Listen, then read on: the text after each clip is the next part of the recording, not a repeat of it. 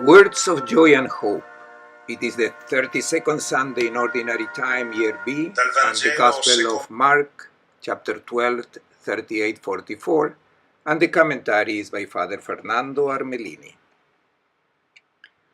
In the course of his teaching, Jesus said to the crowds, "Beware of the scribes who like to go around in long robes and accept greetings in the marketplaces, seats of honor in the synagogues, and places of honor at banquets.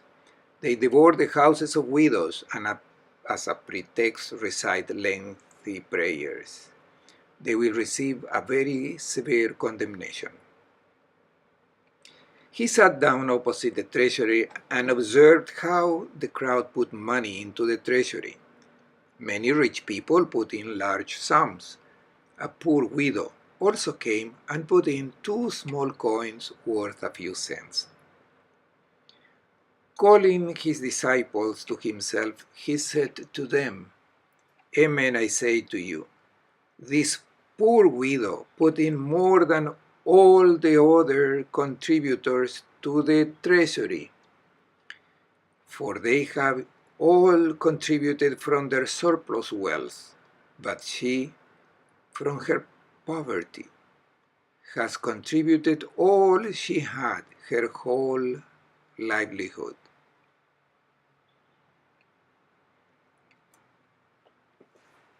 A good Sunday for all sisters and brothers. In this liturgical year, we have heard the Gospel of Mark, and we have reached the end of the journey that the evangelist presents to us. Jesus left Galilee and has arrived in Jerusalem. It is the last week of the public life of Jesus. And just arrived in Jerusalem, he is facing a series of controversies with the Pharisees, with the Sadducees, with the Herodians. What is narrated in today's Gospel text is the 7th controversy, the last one. It is the attack of Jesus against the scribes. In this last week, Jesus has argued with many, and the language he uses in this controversy is not the usual one, the one Jesus usually uses and talks. To attack the scribes, he resorts to irony, to satire. He mocks them. This gives us to understand that he is very worried about the behavior of these people that can also infiltrate the community of his disciples. He resorts to irony because it is a danger that is subtle, very camouflaged, and we should know and recognize it, because simple people can even think that certain behaviors they have be a manifestation of love of God, of appreciation of religion. Let us think, for example, when we hear that, that when they meet a priest, a bishop, a cardinal, or a pope, they must be shown greater respect. It is not true. Respect must be for all. There is no more or less respect. Why? The Pope must be respected differently from a poor devil who spent his life under the bridge? No. He's a child of God. Therefore, respect must be total for all. Why should there be a greater or lesser respect? This attitude, this behavior, must be detected because it is necessary to be cautious. We are conditioned to think that it is a marginal aspect of the Christian life, something insignificant. We say we should not take it too hard, and if anyone in the Christian community has some honorary title and they deserve inclination, special greetings, if this person boasts of a way of dressing to distinguish himself, these are not important things. let us not take this seriously. Well, instead Jesus initiates this evangelical text, this controversy with the scribes, with a clear recommendation he makes to the disciples, and therefore it is also for all of us. Pay attention, be on guard, because behind these behaviors there is a serious threat that touches the center of the Christian message. Discipleship is not to be seen, but to be hidden.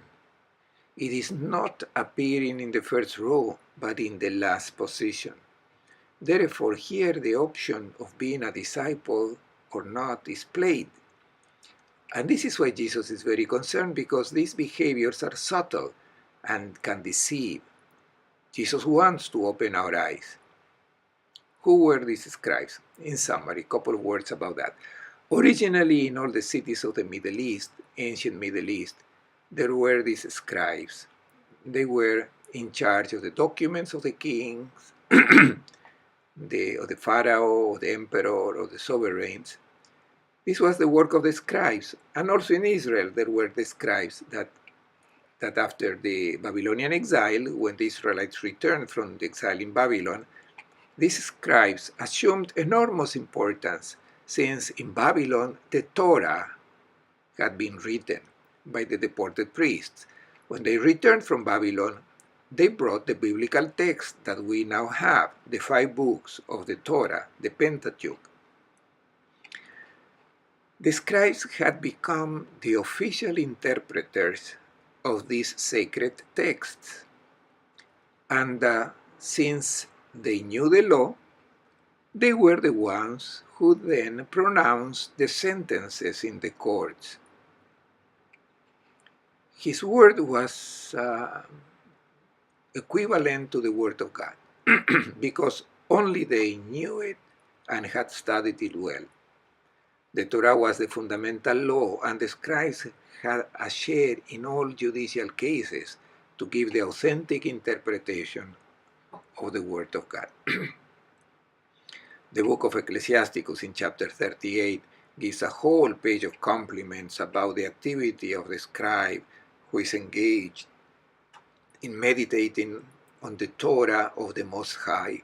He is honored among the great, esteemed by all. It is not that Jesus does not appreciate the study and the interpretation of the Torah, provided it is a correct interpretation. But there is an attitude in these scribes that worries Jesus. He worries because it can then affect his disciples. Jesus begins by saying, beware, in Greek, blepete, which is a present imperative. And the meaning is very strong because it means keep watching, be very attentive, open your eyes wide. Because this category of people studies the Bible, but they also have an attitude of behavior which is dangerous. And he points them out so we can identify these behaviors that in no way should be repeated, because Jesus is concerned that they may enter in the community of his disciples. The first attitude that bothers Jesus: they like to go around in long robes. They do not like to dress like others. For Jesus, this is a farce. When these people want to be seen that they are above the ordinary people, they put on a religious habit that distinguishes them from others, and they walk with this attire to be seen, to make it look like they do not want to be confused with the people, with ignorant people. Jesus does not like this. In the background, you see the high priest. He's surrounded by admirers, because when the high priest wore the clothes with which he then entered the sanctuary, all the people were enchanted. It was said that when the people saw the high priest dressed in this way, they were convinced that he was God's representative on earth. Allow me to describe these garments in some detail. These garments, sorry, these garments were even kept in the Antonia Tower, because when the high priest was dressed with these, he would then go through the esplanade of the temple and appear in the sanctuary and be contemplated by all. People were convinced to even see the representative of God. Now let us see how he was dressed. He had the breastplate, which is now illuminated. And in this breastplate were embedded 12 precious stones in which was written the name of the 12 tribes. And when he walked, these precious stones were illumined with the shining sun. Then you can see the famous apron, the ephod. On the edge of this dress were the bells. You can see it here also. When he walked, these bells sounded to attract the attention of the people, since the representative of God on earth was passing. One of these bells had been found in the place where the rainwaters flowed down from the temple and reached the pool of Siloe. How it ended there, we do not know, but what is known is that during the siege of Jerusalem, that then ended with the assault of the Roman troops of Titus in the year 70, according to the historian Josephus Flavius, many people of the city had taken refuge in the underground tunnels of the city of Jerusalem. It gives us the idea that also the high priest had to take refuge in these tunnels, and he had lost one of these bells that served to draw the attention of the people. Then especially we see now the diadem that the priest put on his head. In that diadem it was written in Hebrew, Kadosh le Adonai, which means the saint of God. The priestly case and also the scribes, and in minor tone, but also then, presented themselves in this way. It is the view that we have seen many times, what we call the mannequin man, where below there is nothing, but the dress gives a lovely appearance. And not just the outer dress, which often covers the mannequin, but also the honorary titles can cover a mannequin. They can be displayed to cover a poverty of man who is below. So the scribes also dressed differently from the rest, because the uniform always plays a fundamental role in these shows, in these comedies. We are interested in knowing what Jesus thought of this ostentation of vanity. Perhaps we think that we should not pay attention to these things, but Jesus is very concerned. Therefore, we must pay attention to it. If he's worried, it means there is a reason to be worried about. He says, beware, be careful. These people seek admiration. They want to be seen, to be noticed. If you stop contemplating them, in fact, that is precisely what they want, to be contemplated. But if you continue to contemplate them, the comedy, the religious farce continues. But if instead viewers begin to lose interest, the comedians must interrupt the performance. Therefore, do not pay attention to them, and so the theater will end. Jesus is worried. Beware.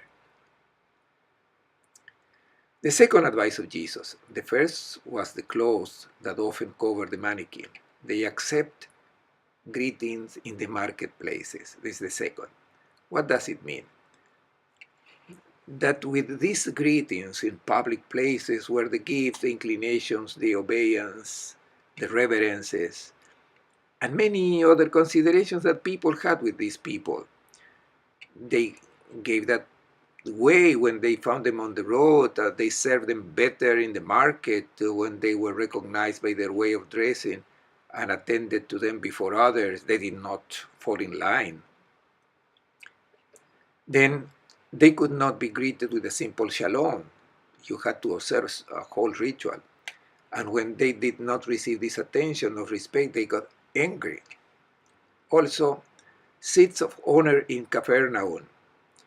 I want to show you a picture. I sat then in the synagogue of Capernaum to show those I was accompanying on this study trip through Israel. The first synagogue in time of Jesus was below this one. This one is from the 4th century. In the first position, this place in the synagogue, one could lean on the right arm and thus be able to look at the assembly who was given this position. If a great rabbi was attending, it was normal that he be offered this place in the synagogue. Or also, those who had done a large donation for the poor, then the head of the synagogue invited him to sit down there where I am sitting in the picture. Then, also the places of honor at banquets. Jesus is very ironic. The first place at banquets was for the homeowner, where he was served first and better than the others. For Jesus, all this was a ridiculous comedy, and he could not stand it because he was allergic to all the divisions, because as the etymology suggests, the divisions come from the verb divide, separate. They create a caste of people who want to be superior to the others. And this is not something unimportant, because Jesus does not want his disciples to put themselves above others, to make themselves known, but to lower themselves, that they do not make themselves be seen in the service of love with dominion, imposing themselves on others. No. The disciples must put himself down, and therefore Jesus does not support these behaviors. He wanted to ridicule these people, and it is not a small sin. Then come sins that are even more serious. They devour the houses of widows. This is very serious, because widows, like orphans, foreigners, were the people defended by the same God, Father of the orphans, defenders of the widows. What did these scribes do? They probably took advantage of the ingenuity or the needs of these people, of these simple and defenseless women. And they took advantage of alms, or they also demanded exorbitant payments for their legal advice. They appointed themselves as tutors of these widows, and then they appropriated their property. And then Jesus adds, they recite lengthy prayers to be noticed. This is horrible. People who even take advantage of these poor people, and then they start praying. This is the height of hypocrisy. They recite a comedy. They present themselves with impeccable religious practices. They show great piety to convince everyone that God is also on their side. Jesus is very hard with these behaviors. It means that he is worried a lot. In fact, in concluding, he adds, they will receive a very severe condemnation. It is the only time that Jesus condemns anyone, and it is not a sinner who has made a mistake in life. It is about good people from the religious case that has the power.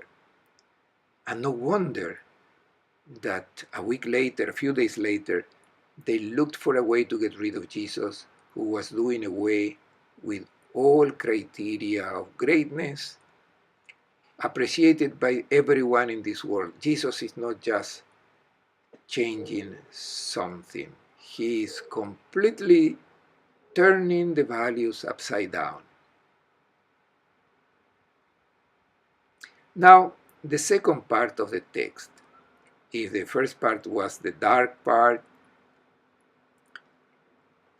now comes the beautiful part that concludes the evangelical text of today. A widow appears, a woman. Jesus sits facing the treasury. In the temple there were several rooms in which all the donations were stored. In ancient times the temple served as banks, also the temple of Jerusalem. Actually, the second book of Maccabees in the 3rd chapter says that the treasure of the temple of Jerusalem contained an immense wealth, so much that the amount of the sum was incalculable. And when the temple of Jerusalem was destroyed, the price of gold in the province of Syria decreased considerably. It was half the price because the temple had an immense treasury. Jesus sits in front of this treasure, and he's in the woman's yard. In the background you can see this courtyard of women. Women could not enter the part reserved for men, which was facing the sanctuary. Along the walls of this women's courtyard, there were 13 piggy banks with the text that indicated the purpose of the offering. They were the shofar. Shofar is trumpet, horn, and in fact, they had the shape of a trumpet. And they were made of bronze. When people threw coins there, they sounded. Jesus says, do not sound the trumpet when you give alms, Matthew 6:2. Of these 13 shofar, 12 had the indications of the purpose of the alms, which could be for salt, the wood, lamb, for the oil, for the incense. But the 13th had no indication and was for general use. On the 12, the purpose of alms was indicated, and people did not put the money directly.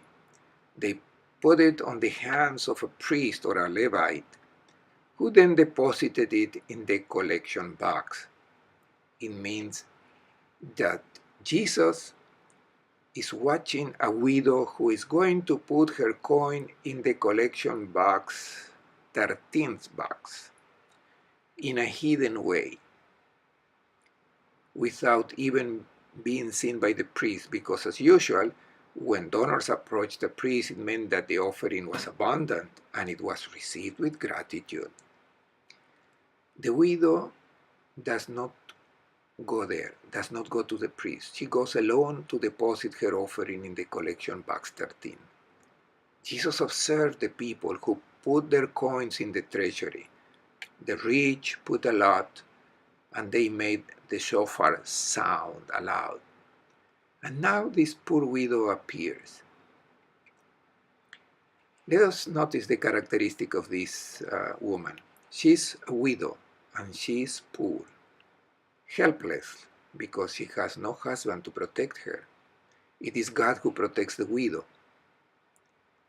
And she is poor. She does not even have what she needs to live. Not that this person who enters the scene does not have coins. Let us notice the diversity, the difference between a behavior that has outraged, that has irritated Jesus, and now this wonderful figure of a poor woman who comes to the temple to offer, as we will see, not a small offering, but her whole life. She's not wearing a uniform. She does not perform religious practices.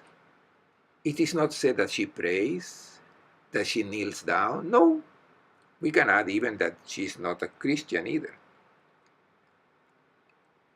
She is only a widow, poor.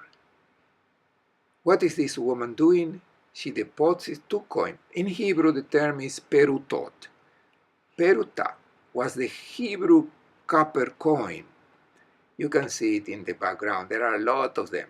A huge amount of these perutot have been found. Why? Because they were copper coins that could only be used in the temple. They had no value in the market.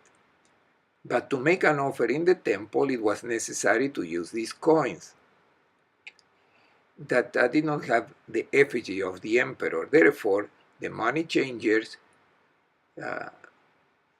they received the valid denarii that could be used in the Jerusalem market, and they gave the perutot. These coins were accepted throughout the Roman Empire, the denarii. The denarii had to be changed into this perutot that could only be used in the temple.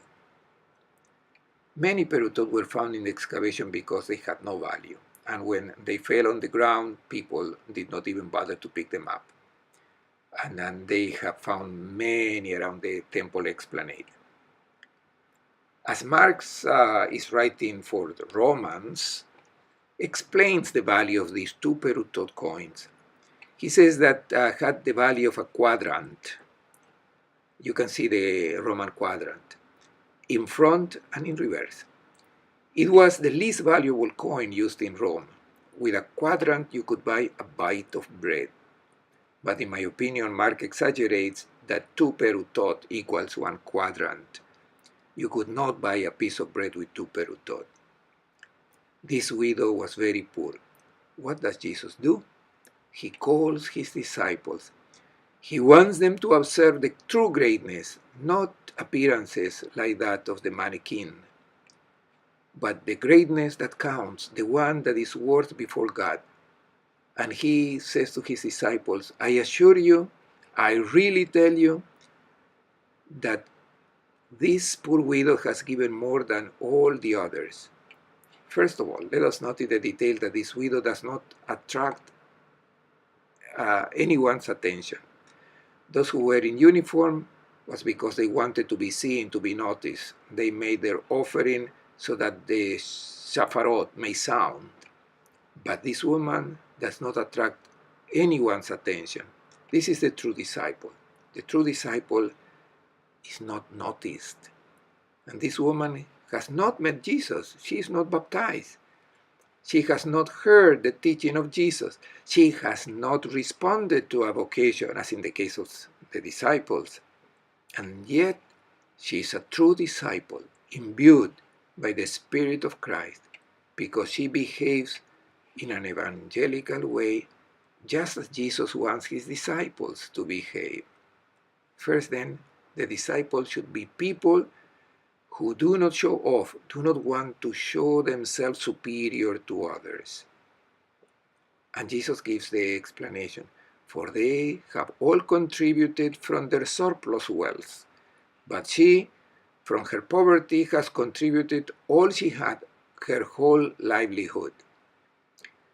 The Greek text says, Ebalen holon ton bion autes. What does it mean? She has put in all her life. Love must be complete, total. If when leaving the church we ask the people who have participated in the celebration, what did you offer during the offertory? They will feel themselves unprepared to answer. Maybe they have put a large amount. But this is not enough to be a disciple. To be a disciple, you have to be like this widow. She has put in her whole life, because the disciple is not the one who gives something, but those who do not make themselves noticed, but put their whole life in offering for the design of God, which is the love of the brother and sister. The widow does not give something to God. She gives him her whole life. The one who leads the Eucharistic celebration should say, when I approach the Eucharistic banquet, I join my life to that of Christ, and for that reason, my whole life is a gift of love to the brothers and sisters. Without having read any page of the Gospel, this woman is docile to the impulse of the Spirit and to a truly evangelical life. It is not the first time that a woman appears in the Gospel of Mark. The women who appear in the Gospel of Mark are really wonderful people. They are figures of the true and authentic disciple. Jesus always looks at them with sympathy, with admiration. And notice the difference, the contrast between the first part of today's Gospel text and what we are now reflecting on this figure of this woman. I want to point out something about these women who appear in the Gospel of Mark. Okay, I said 5. The first one, we remember well. It's Peter's mother-in-law. What is that characterizes this woman? That when she was touched by the hand of Jesus, when she was touched by the Master and the image of the disciples that is touched by the gospel of Christ, what does this woman do? She becomes a servant. He served them. This is the first woman. The second woman is the one affected by hemorrhage. Jesus tells this woman who has touched his mantle, "Woman, your faith has saved you." She is a model of faith. The first, Peter's mother-in-law, is a model of love, of service to the brothers and sisters. The second woman has shown all her faith. That is, she has touched the person of Jesus, which for us means touching the gospel with faith. And when we touch the gospel with faith, we do not lose our life. Losing blood means losing life. If before we were losing life, when we touch the gospel, we do not lose it anymore. Touching means letting ourselves be wrapped up in Jesus' proposal to become a new person. The third woman is the Syrophoenician woman. This woman is also a model of faith, so much so that she has amazed Jesus. Jesus said, "Woman, how great is your faith." Then the fourth woman is the widow of today's gospel. But there is another woman who appears in the Gospel of Mark, chapter 14. It's the one who anoints Jesus' head with perfumed oil of genuine nard of enormous value. She is a symbol of love that has no limits. And these are the 5 women in the Gospel of Mark. 2 are presented as a model of faith, the one that lost blood and the Syrophoenician woman. The other 3 are models of love. The disciple is the one who gives his adhesion of faith to Christ. He trusts him and totally puts his life at stake.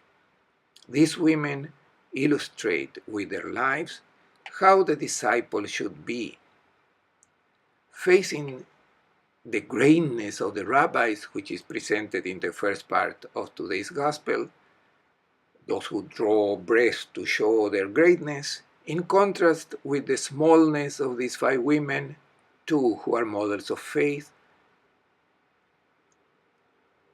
And let us notice this detail. 2 speak as they must declare and profess their faith. They need to speak. But the other 3, who are models of love, dedication, total generosity, they do not say a word.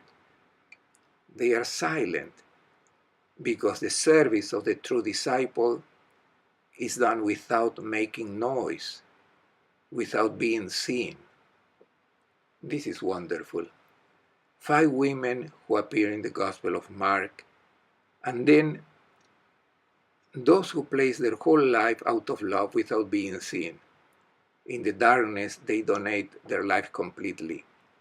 And then they'll put all their life at the service of life and give all their life. I wish everyone a good Sunday and a good week.